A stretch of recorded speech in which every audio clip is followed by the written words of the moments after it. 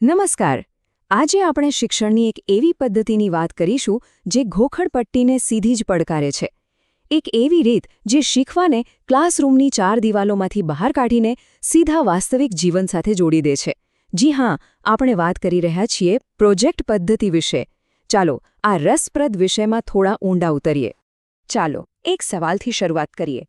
ભણવાની સાચી રીત કઈ? શું પાઠ્યપુસ્તકો ઘોખીને પરીક્ષામાં સારા માર્ક્સ લાવવા એ જ શિક્ષણ છે? કે પછી જાતે કંઈક કરીને, ભૂલો કરીને અને અનુભવથી શીખવું એ વધુ સારું છે? આ સવાલ સદીઓથી પૂછાતો આવ્યો છે અને પ્રોજેક્ટ પદ્ધતિ એનો એક ખૂબ જ સચોટ અને વ્યવહારુ જવાબ આપવાનો પ્રયાસ કરે છે. તો આજના વિશ્લેષણમાં આપણે શું જોવાના છીએ? સૌથી પહેલાં તો આપણે સમજીશું કે આ પ્રોજેક્ટ પદ્ધતિ છે શું. પછી એના મૂળભૂત સિદ્ધાંતો કયા છે એ જોઈશું. એને અમલમાં કેવી રીતે મૂકી શકાય, એના ફાયદા ગેરફાયદા શું છે, અને હા, આ પદ્ધતિથી શિક્ષકનો રોલ કેવી રીતે બદલાઈ જાય છે એ બધું જ આપણે સ્ટેપ બાય સ્ટેપ સમજીશું. તો ચાલો શરૂ કરીએ પહેલા મુદ્દાથી. આખરે આ પ્રોજેક્ટ પદ્ધતિ છે શું? એનો સાચો અર્થ શું છે? ચાલો સીધા એ નિષ્ણાતો પાસે જઈએ જેમણે આ વિચારને આકાર આપ્યો છે. આપણી ચર્ચાનો આધાર આ મૂળભૂત સ્ત્રોત પર છે. ચાલો જોઈએ કે આ પદ્ધતિને કેવી રીતે વ્યાખ્યાયિત કરવામાં આવી છે. સૌથી પહેલી અને કદાચ સૌથી પ્રખ્યાત વ્યાખ્યા વિલિયમ એચ કિલપેટ્રિકે આપી છે. તેઓ કહે છે, પ્રોજેક્ટ એટલે સામાજિક વાતાવરણમાં પૂરા દિલથી કરવામાં આવતી હેતુપૂર્ણ પ્રવૃત્તિ. આમાં 2 શબ્દો ખૂબ જ મહત્વના છે. પહેલો છે હેતુપૂર્ણ, મતલબ કે જે પણ કામ કરવામાં આવે એનો કોઈક ઉદ્દેશ્ય હોવો જોઈએ. અને બીજો છે સામાજિક વાતાવરણ, એટલે કે શીખવાનું એકલા નહીં પણ બધાની સાથે મળીને થાય છે. હવે સ્ટીવન્સન આ વિચારને થોડા અલગ દૃષ્ટિકોણથી જુએ છે. એમના મતે પ્રોજેક્ટ એટલે એક સમસ્યારૂપ કાર્ય જેને તેના કુદરતી વાતાવરણમાં પૂર્ણ કરવામાં આવે. અહીં સમસ્યારૂપ કાર્યનો મતલબ શું? એનો અર્થ એ કે વિદ્યાર્થીઓ કોઈ કાલ્પનિક નહીં પણ વાસ્તવિક જીવનની સમસ્યાનો ઉકેલ શોધે છે, અને એ પણ ક્લાસરૂમમાં નહીં પણ જ્યાં સમસ્યા છે ત્યાં જ જઈને. અને પછી આવે છે કોલિન્સ, જે આ કોન્સેપ્ટને હજી પણ મોટો બનાવે છે.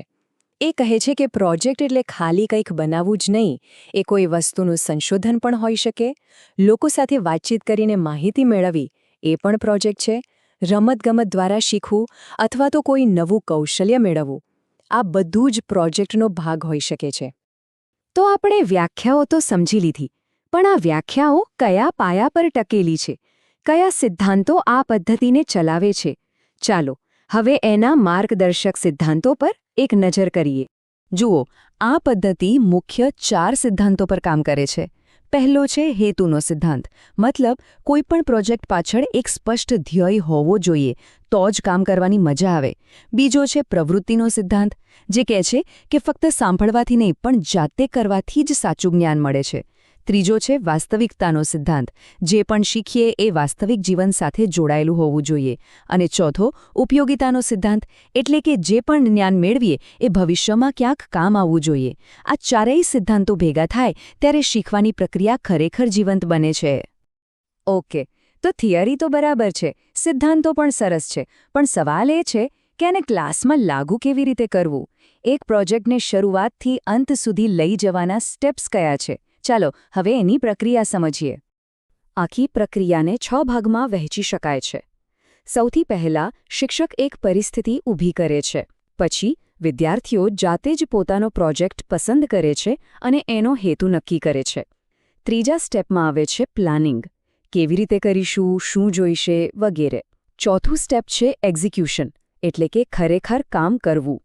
પાંચમું છે મૂલ્યાંકન, જ્યાં જોવામાં આવે છે કે કામ કેવું થયું અને શું શીખવા મળ્યું. અને છેલ્લે છઠ્ઠું સ્ટેપ છે રિપોર્ટિંગ, એટલે કે જે પણ કામ કર્યું એને સરસ રીતે રજૂ કરવું. તમે જોશો કે આખી પ્રક્રિયામાં વિદ્યાર્થી જ કેન્દ્રમાં છે. દરેક સિક્કાની 2 બાજુ હોય છે, બરાબર ને? તો આ પ્રોજેક્ટ પદ્ધતિના પણ કેટલાક જબરદસ્ત ફાયદા છે, તો સામે કેટલીક મર્યાદાઓ પણ છે. ચાલો હવે એકદમ નિષ્પક્ષ રીતે આ બંને પાસાઓ પર નજર કરીએ. ફાયદાઓની વાત કરીએ તો લિસ્ટ ઘણું લાંબુ છે.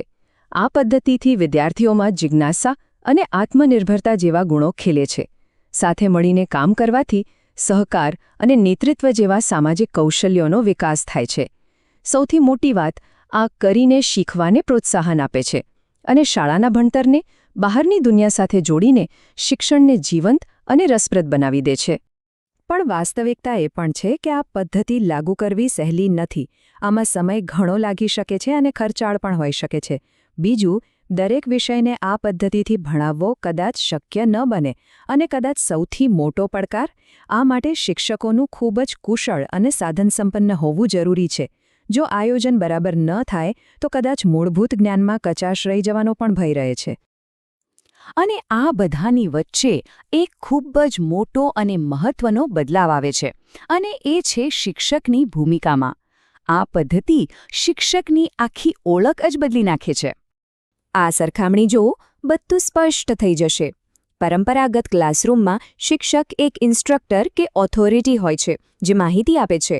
પણ પ્રોજેક્ટ પદ્ધતિમાં અહીં શિક્ષક એક મિત્ર, એક ફિલોસોફર અને એક ગાઈડ બની જાય છે. એનો રોલ સીધા જવાબો આપવાનો નથી, પણ વિદ્યાર્થીઓને સાચા સવાલો પૂછતા શીખવવાનો છે. એ જ્ઞાન આપવાને બદલે જ્ઞાન મેળવવાના રસ્તા પર માર્ગદર્શન આપે છે. તો અંતમાં એક સવાલ જે વિચારવા જેવો છે. આજના ડિજિટલ યુગમાં જ્યારે ગૂગલ પર કોઈ પણ માહિતી 1 સેકન્ડમાં મળી જાય છે, ત્યારે શું ગોખણપટ્ટીનું મહત્વ રહ્યું છે? કે પછી પ્રોબ્લેમ સોલ્વિંગ, ક્રિએટિવિટી અને ટીમવર્ક જેવા કૌશલ્યો શીખવતી આ સદી જૂની પ્રોજેક્ટ પદ્ધતિ આજે પહેલાં કરતાં પણ વધુ પ્રસ્તુત બની ગઈ છે? આ સવાલના જવાબ પર મનન કરવા જેવું છે.